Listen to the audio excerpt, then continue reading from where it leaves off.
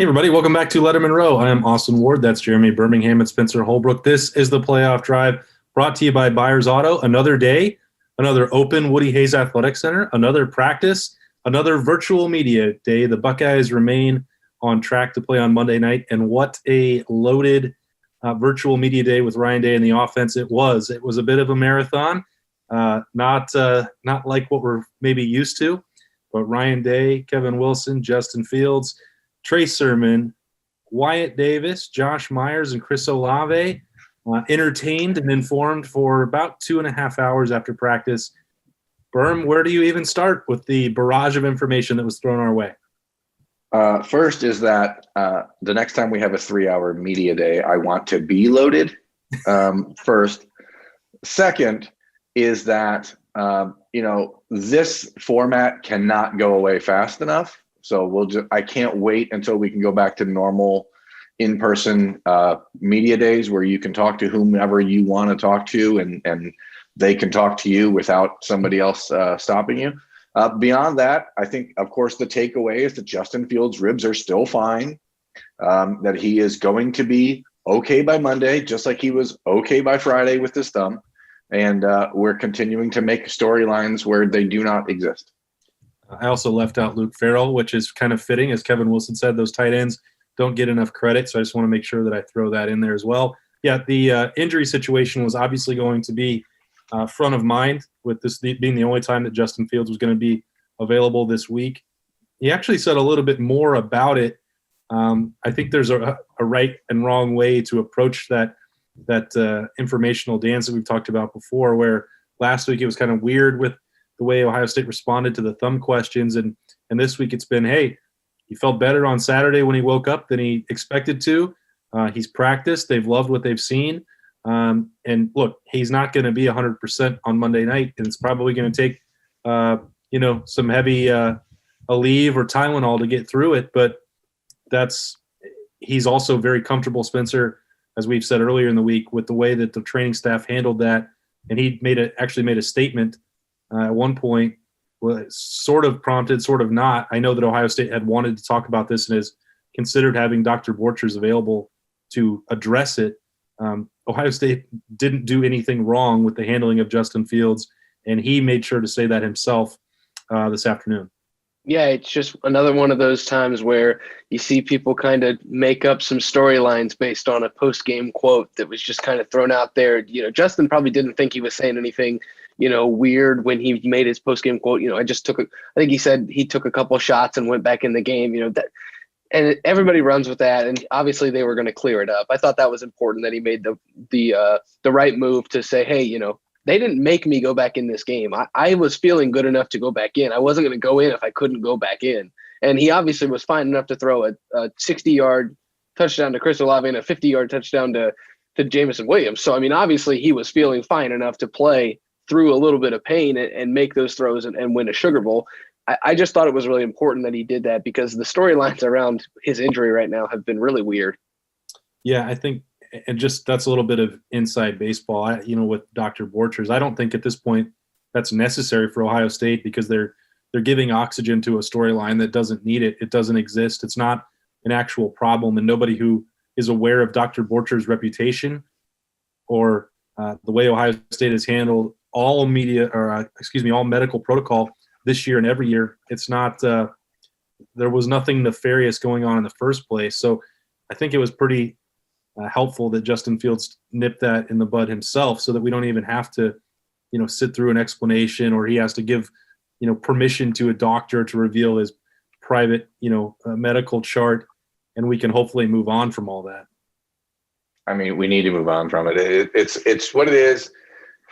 These sort of media opportunities we see and hear from writers around the country who we would never hear from or hear questions from, that spend their entire lives trying to show that sports are terrible. And it's just, I might be in a bad mood right now, so I should probably just not talk. But it's clear that there's people who are trying to drive a story that doesn't exist. And I'm glad that Justin Fields stepped up and shot it down completely today.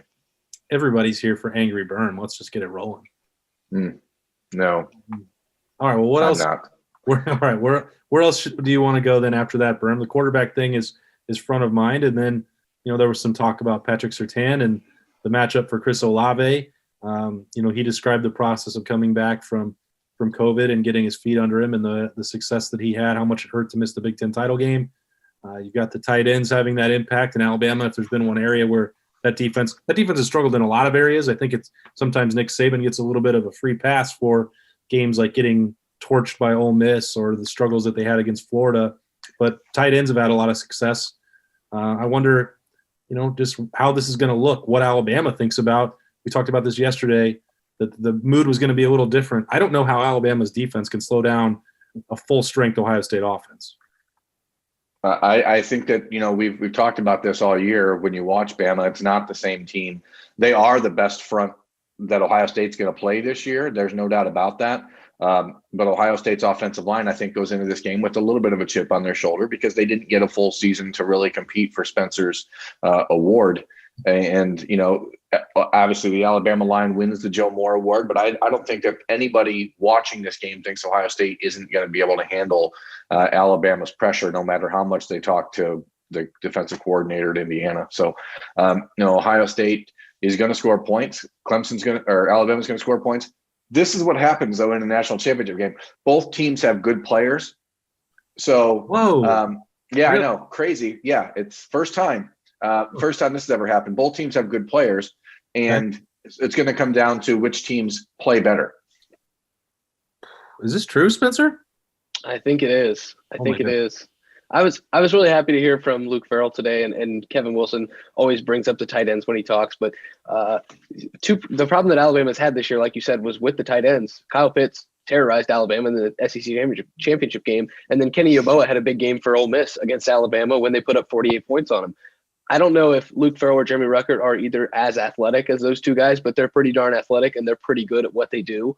And they're probably more complete tight ends as far as blocking and everything that goes into the position than both of those guys. I think these tight ends could have an absolutely huge game. And I bring that up because they're an extension of this offensive line. The offensive line carries a chip on its shoulder, but those tight ends have been blocking just as well as everybody else on the offensive line so far this season. And Trey Sermon's really gotten it going because those tight ends are able to do what they do.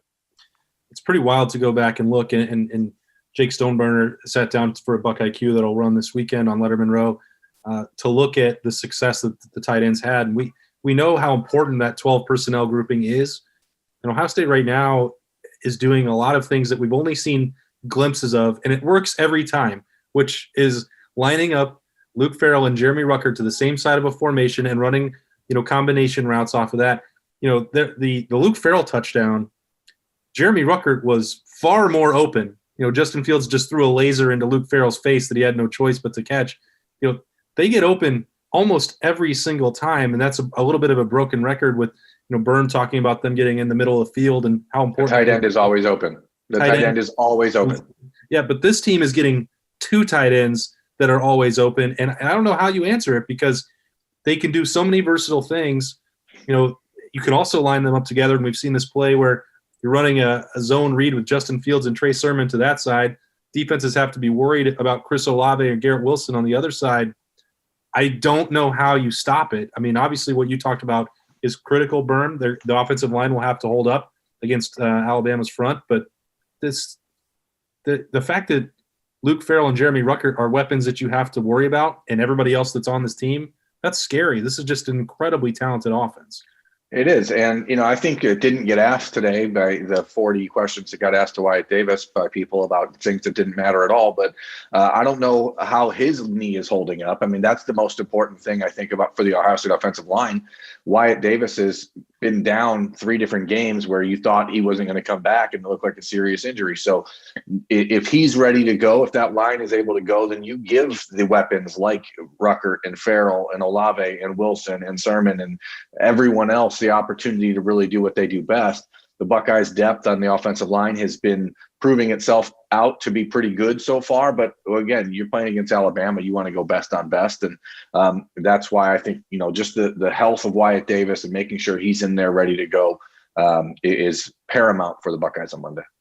We know that Matthew Jones can step up and fill one of those spots. He's done it twice, 2 champion grades and 2 starts when he goes in at left guard. We'll have to wait and see if Harry Miller will be available by Monday.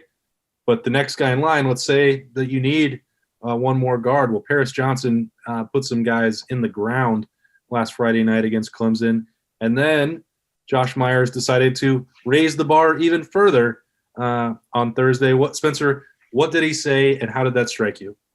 It was one of the best quotes I've ever heard an offensive lineman give, and that's a pretty high bar in itself. But he said that if Paris Johnson isn't an Outland Trophy winner by the end of his career, then something's gone wrong, or he screwed something up, or something to that effect. I expect Paris Johnson to win at least the Joe Moore Award with the collective offensive line, but he'll be the leader of it. Obviously, he's got all the tools to be an incredible player, and I know Berm could talk about that more because Berm followed him in recruiting for 9 years. Skinny ankles. But he moves incredibly well for a guy his size.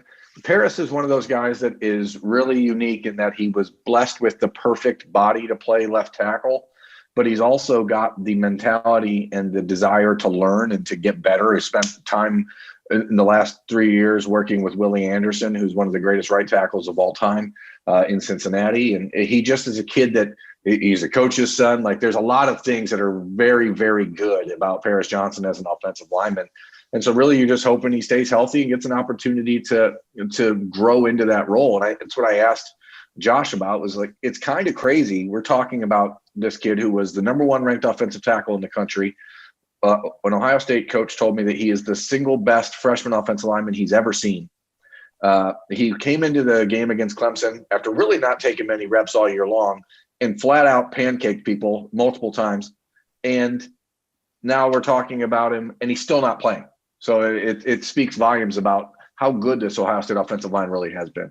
Yeah, and obviously he wasn't working much at guard. And then when you go back to that Michigan State game where 3 starters were missing, he was also on the unavailability report for Michigan State and couldn't play in that game where he might have been a starting tackle. Who knows how that would have worked out. Remarkable how Ohio State's handled all that. You're still going to have to wait until Monday night to know any other names that are on that list that will not play for the Buckeyes. But Ryan Day, did basically address some of the speculation about postponing the game or dealing with new absences. Of course, there were going to be. Ohio State has had COVID positive tests for the last 6 weeks. That was not going to magically end after the Sugar Bowl and going on the road once this thing got in the Woody. That should not come as a surprise to anybody, but it is also still not at a level, as I've said every day on the playoff drive, brought to you by Byers Auto, that as long as the practice facility remains open and practice continues, then that's not at a level where Ohio State would be asking to postpone the game. And I know for a fact that they are trying not to, because if you add 7 more days, anybody who tested positive after the Sugar Bowl would still not be able to play by January 18th, according to the Big Ten protocol. Ohio State wants to play and intends to play on Monday night.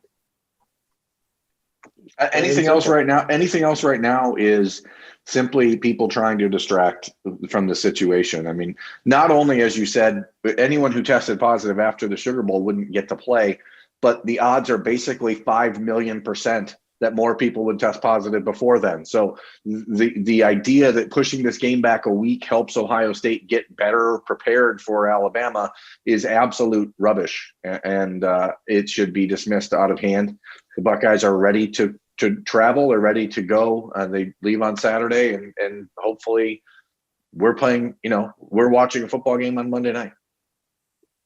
No complaints here. No rebuttals here. I think the best question that was asked the entire day was, Ryan, do you think you'll have enough players to play? And he said, yeah, we'll have plenty of players. I thought that was kind of funny. I think that's as tired of hearing something as you'll see from Ryan Day. He doesn't really seem to do that with the media, but he was a little tired of hearing about it. He just responded, yeah, we'll have plenty of players. A really great attempt by non-local media to try and get an answer on that one. Applaud that effort. Ohio State trying to get ready for Monday night, still doing that in the practice facility. As Berm said, they will fly out on Saturday. I believe they will touch down in South Florida at 6 p.m. Lettermen Row. We'll be down there for the national championship as well as we hit the road for full coverage on the playoff drive, which is brought to you by Byers Auto. He's Berm. That's Spencer Holbrook. I'm Austin Ward. Stay with us for full coverage of the Buckeyes and the national title game at lettermenrow.com.